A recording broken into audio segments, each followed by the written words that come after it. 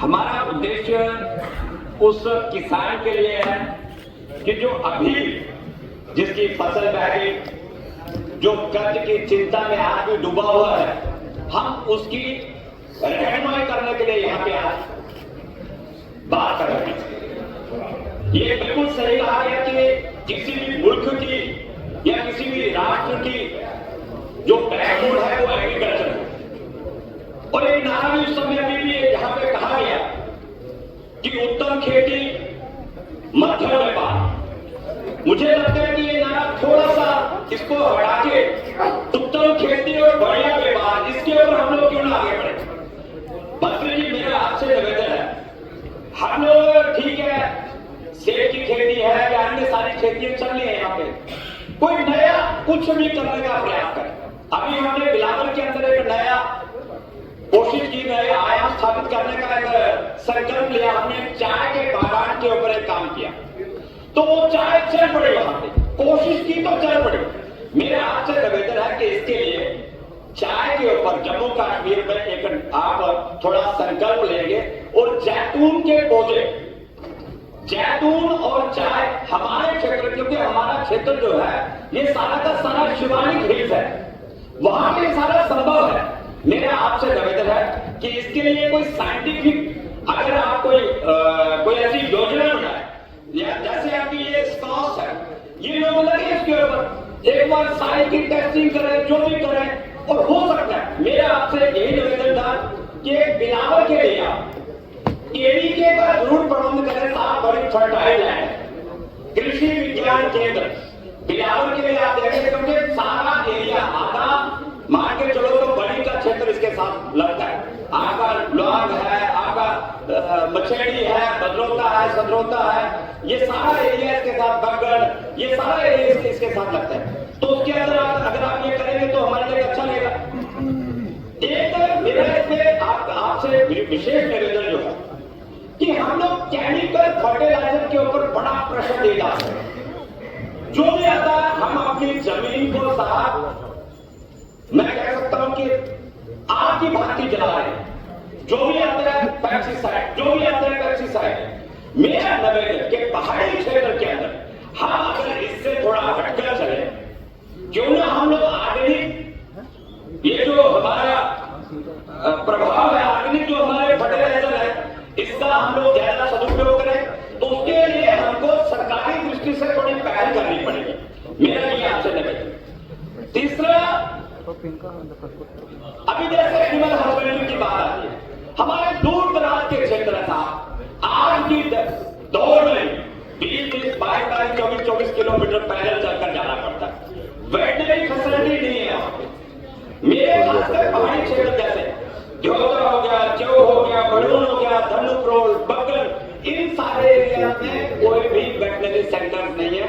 वहां में इन सबका प्रबंध करेंगे। अभी भी बात आई इस पे, तो मेरा इसके लिए रहेगा फिशरी डिपार्टमेंट में आता फिशरी के साथ आपको नहीं पता कि क्या वहां पे कौन से अधिकारी कहां पे क्या योजना, मेरे एरिया में भी उच्च दरिया चलता है, भीड़ दरिया है, लेकिन उसके ऊपर मुझे कोई काम दिखता हुआ नजर नहीं आ रहा। मेरा एक और इसमें कहना है, आपके ही डिपार्टमेंट ने कुछ वर्षों पहले वहां पे उच्च मांडी के नीचे एक बहुत बड़ा फिशरी पार्क बनाया,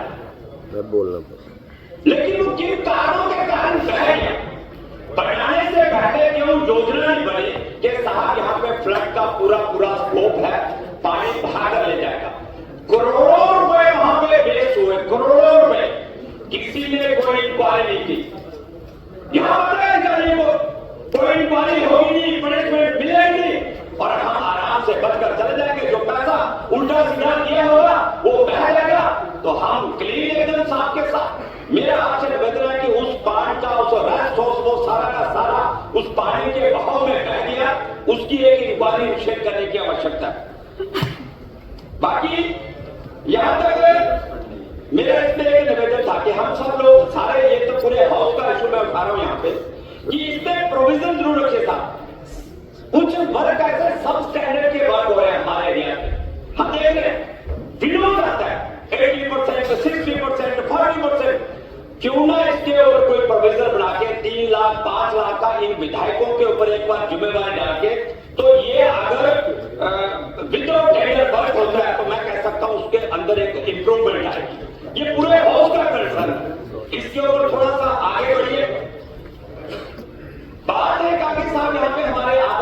अभी माननीय सभापति बाहर बैठे हैं, उन्होंने भी बात रखी। स्कॉट में मैंने फिर वही कहा, मेरे क्षेत्र का मान के चलो तो 20-22 करोड़ रुपया जिन लोगों ने मेहनत की और पैसा वहां पे जमा करवाया, पनिशमेंट कोई नहीं है। अधिकारी आएंगे, इधर से उधर करेंगे और साफ चलते बनेंगे, क्योंकि साफ साफ निकल जाएंगे, सारे के सारे दूध के धुले हुए बन जाएंगे। साथ जब तक आप पनिशमेंट निर्धारित नहीं करोगे, ऐसे फ्रॉड, ऐसे ढकोसले ये होते रहेंगे।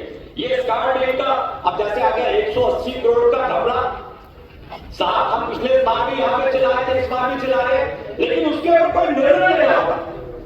और जो लोग अपना पैसा बैंक में डालते हैं, बैंकों से हमारा विश्वास हो जाएगा, इसी स्कॉट डैम का कहीं असर जेके बैंक के ऊपर ना पड़े, क्योंकि वो हमारा ही घर का बैंक है। इस बात के लिए मैं आपको अवगत करवाना चाहता हूं।